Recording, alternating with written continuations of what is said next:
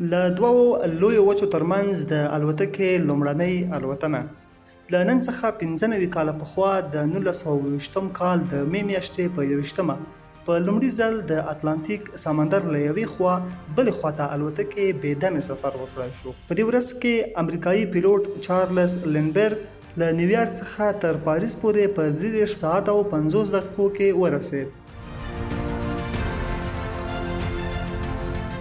From New York to Paris, all by yourself, flying an airplane, and it was a great phenomena and something that captured the American public. لینبرګ له ماشوموالي له الوتکې سره مینه لرله.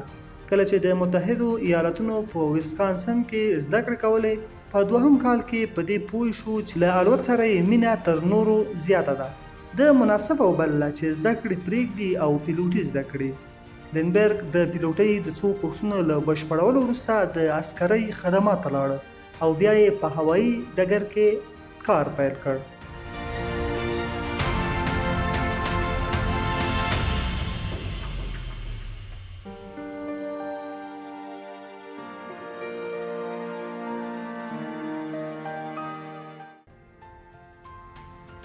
تر ده مخکې ډیرو نورو هڅه کړې وه چې اتلانتیک سمندر له یوې غاړې بلې ته په الوتکه کې لاړ شي، خو د الوت د ټکنالوژۍ د نیمګړتیا له کبله نه بریالي کېدل.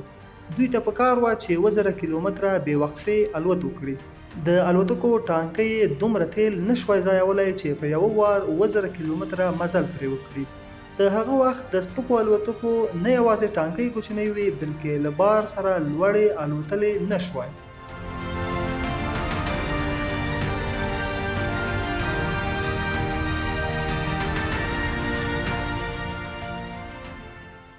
خو له دې سره سره د اطلس سمندره له یوې غاړې تر بلې پورې الوت ته لیوالتیا زیاته وه.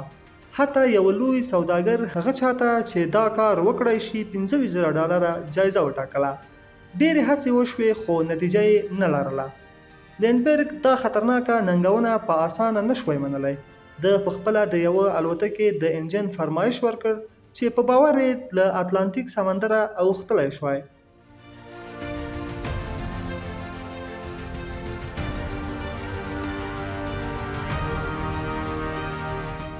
لینبرګ له دې الوتکې د ازمایلو لپاره د 1920 کال په مې میاشت کې له سانډیاګو څخه نیویارک ته الوتنه وکړه، خو یو ځل یې په لاره کې په سنت لویس کې الوتکه ښکته کړه. خو له دې سره سره د الوت وخت 1 ساعت او 45 دقیقې و او دا خپله یو ریکارډ و. په نیویارک کې څرګنده شوه چې د هوا حالات پیلوټ مجبورولی شي چې الوت څو ورځې وځنډوي. خو له دې سره سره چارلز پرېکړه وکړه چې د مې په 21مه الوتنه وکړي.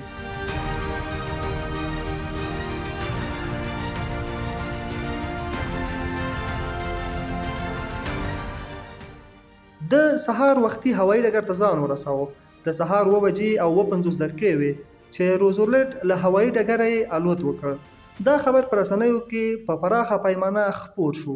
ټوله امریکا لویس ته منتظره وه. ډیر خلک د الوت د لیدو لپاره له کورونو راوتلي وو.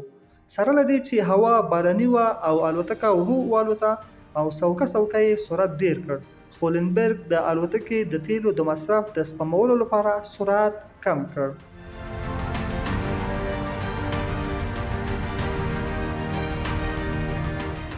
د الوتنې چارلز ته څرګنده کړه چې په اوږده پرواز او هغه هم د سمندرونو پر سر کومې ستونزې شته، لکه د هوا د تودوخې د درجې ډیر ټیټوالی، کنګل کېدا، برېښنا، تیز بادونه او داسې نور.